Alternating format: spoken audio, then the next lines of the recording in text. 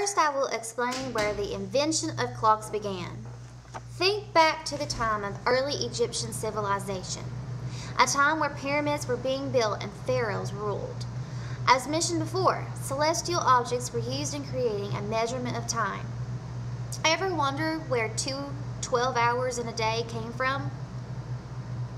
12 increments of measured time were found by the Egyptians in an attempt to keep track of the stars and moon using a tool they created called the Merkhet. Of course, those celestial objects would be gone during the day and the sun would take over. Thus the T-square, or shadow clock, was invented, having notches on it to keep track of the sun's shadow. Other sun clocks were invented too, such as the sundial. Unfortunately, there were problems in the accuracy of these clocks. The hours for day and hours for night are not equal unless it is equinox, where daylight and nightfall are equal. Happens only twice a year.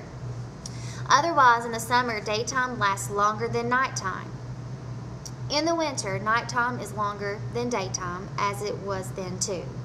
Having clocks to help measure time was helpful in keeping on track. However, using the sun to measure time was a problem too. Although this allowed their everyday routines to stay on track, their efficiency in completing projects faltered. The next natural resource used to measure time was water. Water clocks allowed time telling to be more precise than sun clocks. However, still not the best of accuracy. The first water clocks were made of bowls with markings that allowed steady flowing water to collect around the bowls.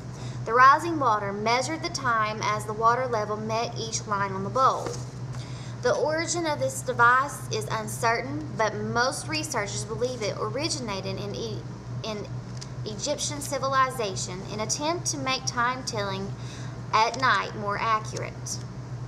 Nonetheless, around 100 BC, ancient Greeks and Romans discovered this time-telling tool and called it clepsydra. The most accurate of these were built in China, though.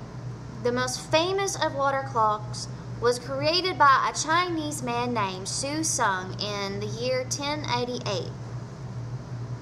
Having a more accurate time-telling device, such as these water clocks, influenced time for meetings of worship, business, and politics. At least that was the case for the wealthy, since they were the only ones that could afford these magnificent water clocks. Among the rich, they were common, but not so much among the commoners. Besides not being accessible to all people, another problem was still yet accuracy. People could be late for meetings for up to an hour or so. Furthermore, those taking care of the home, usually the woman or the helping hands or slaves, had to alter their schedule. If they knew the husband was going to be leaving and returning at certain times, she would work around those times to complete chores and prepare meals ready for her husband's return. Of course, this routine alters again throughout history. As we know today, this isn't always how the routine follows in certain households. This is probably due to more than just the influence of clocks. Even so, clocks did impact societal behavior and routines just as they are now.